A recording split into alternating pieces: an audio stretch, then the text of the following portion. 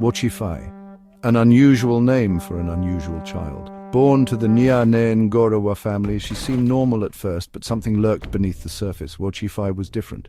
She could walk, she could fly. From birth, her parents, oblivious, called it precocious. They didn't see the darkness twisting within their child. At night, Wohchifai's true life began. She would slip out unseen into the cool night air. Her destination, the forest where others like her awaited. The forest held no fear for Wohchifai. It was a place of power, of whispers and shadows, and tonight it was alive with anticipation. A coven of baby witches awaited her.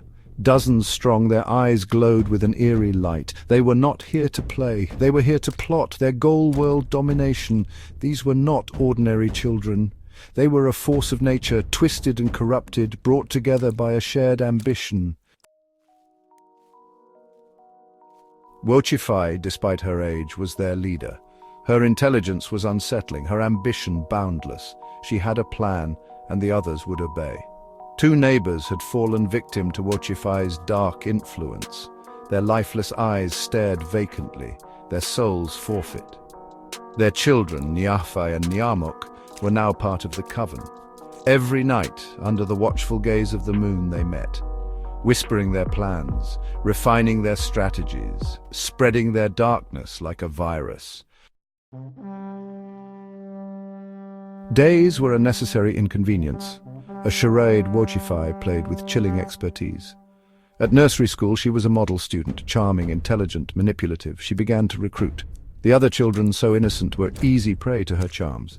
Within weeks, 150 children were under her sway. Their laughter took on a sinister edge. Her power grew with each new convert. Soon, the nursery school was hers. The teachers, oblivious, praised her leadership skills, if only they knew the truth. Section 5.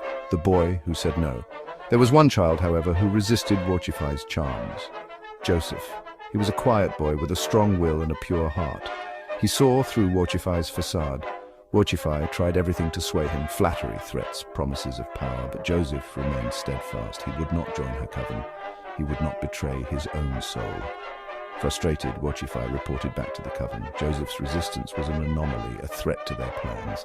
They needed to understand why he was immune to their influence. Section 6. The Gathering Storm. The coven, alarmed by Joseph's defiance, turned their attention to him and his family. They watched, they listened, they waited for a sign of weakness. What they discovered shook them to their core. Joseph's family prayed. Every night they gathered, and they spoke to a power greater than any magic the witches could conjure.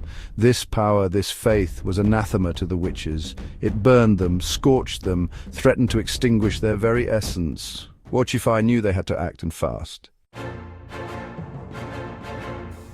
Section 7. Fire in the Forest. A plan was hatched, a desperate gamble. They would strike at the heart of Joseph's power, destroy his family and break his spirit. The coven gathered in the forest, their eyes blazing with hatred. But Joseph's family was prepared. Their faith was a shield, their prayers a weapon. As the witches descended upon their home, they were met with a blinding light, a force that consumed them. Screams tore through the night as the witches were incinerated, their bodies turned to ash. Wohchifai, caught in the inferno, could only watch in horror as her power evaporated. Section 8. A Mother's Grief.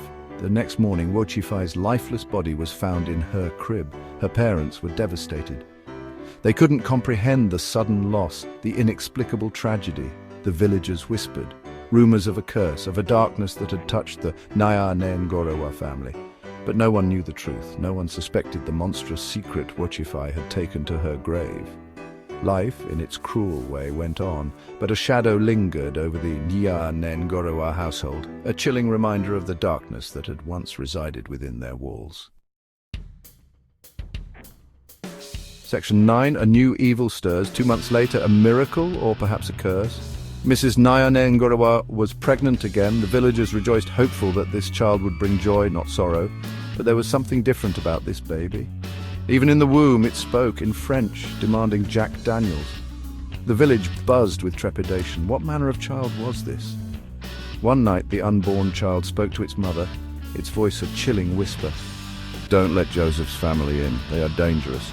A new evil had been conceived, and it was hungry for revenge.